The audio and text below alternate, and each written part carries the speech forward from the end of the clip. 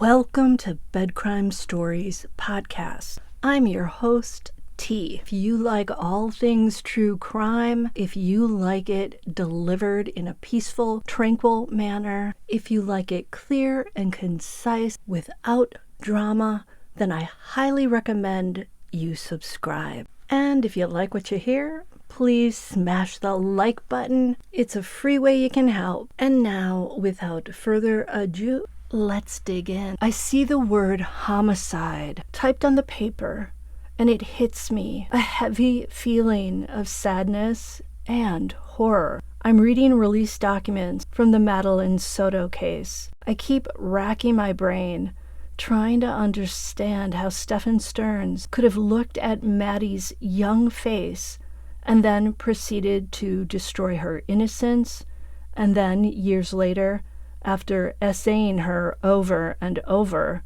take her life, allegedly. I have to say allegedly because Stearns hasn't been convicted yet. Clearly, my opinion is that he's guilty.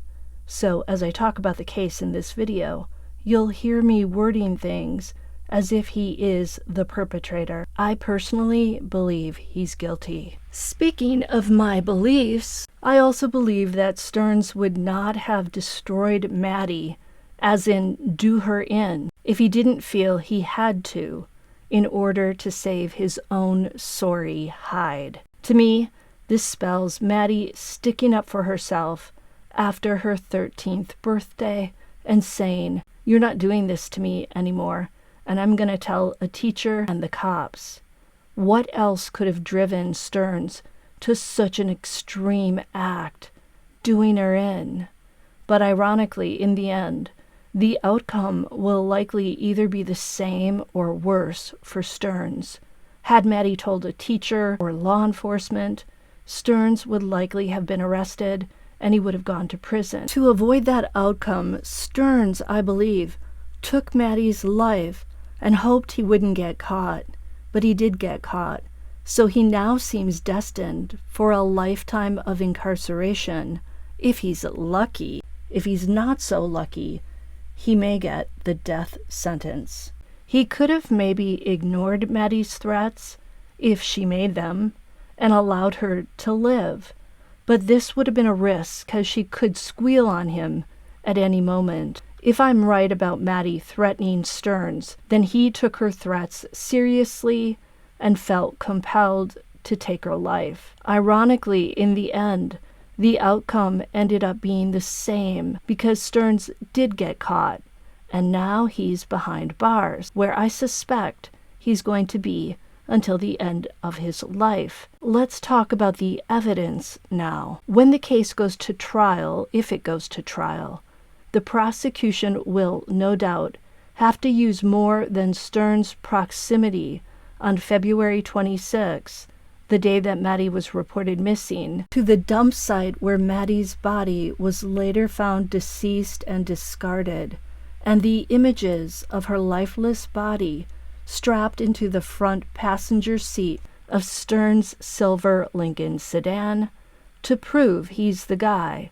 who did Maddie in. I can see from release documents that Stearns was subjected to a buccal or cheek swab for DNA.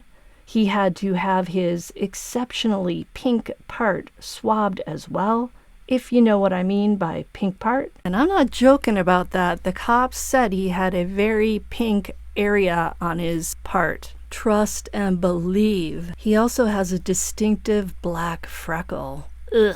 In fact, one of the reasons Stearns was busted was that the cops were able to match his exceptionally pink part to the photos found on his phone. That pink part was in the photos along with Maddie. After Stearns was swabbed, his DNA was entered into CODIS, the national database of DNA profiles from convicted offenders, missing persons, and unsolved crimes. Maddie's body was also tapped for evidence. They also swabbed Maddie's left and right neck area, as well as both of her hands. And of course, swabs were taken of her private areas as well.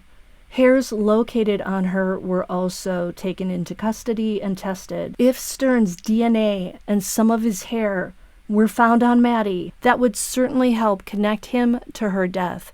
Think Rex Heuermann. I'm now wondering if the blue latex gloves and black netting seized during a search of Stern's silver Lincoln were used when he transported Maddie from his car to the row of bamboo trees where her body was later found. Did Stearns wear the blue gloves and perhaps the black netting over his hair to try and prevent hair and DNA from being transferred to Maddie? Did he think ahead that much? I'm not sure he did. The cops also swabbed Stephan Stearns' vehicle, the armrests, the steering wheel, the stick shift, and they collected fibers from the car as well, including a hair found under the front passenger seat where Maddie's body had been placed. Latent lift cards were used on the Lincoln as well to look for finger and palm prints. Stearns' silver Lincoln sedan is clearly just as much of a crime scene as are certain bedrooms in Jen Soto's condo and the dump site where Maddie's body was found. So much of this crime and its aftermath seem haphazard and messy, as if Stearns didn't necessarily pre-plan it. To me, it feels like he only started strategizing after he did Maddie in. Perhaps in the early morning hours of February 26, she lay lifeless in that condo. I mean, if he had meticulously planned this crime ahead of time, he likely would not have been caught on surveillance cameras over at the condo dumpsters throwing Maddie's backpack away. He maybe would have also planned the drive to her school and to the dump site by looking to see where surveillance cameras are located along the route, making sure he avoided those. Also, he most certainly would have destroyed his cell phone instead of just trying to do a factory reset on it. After all, that phone is what got him arrested in the first place when the cops were able to access his Google Drive, where they found incriminating photos of Stearns essaying Maddie. If he pre-planned carefully, you'd think he would have crushed that phone and then tossed it into the ocean. After all, he does live in Florida. I do think Stearns did some quick thinking in the early morning hours of Monday, February 26. I say this because he tried to pass off Maddie's deceased body as a living person while driving her to school.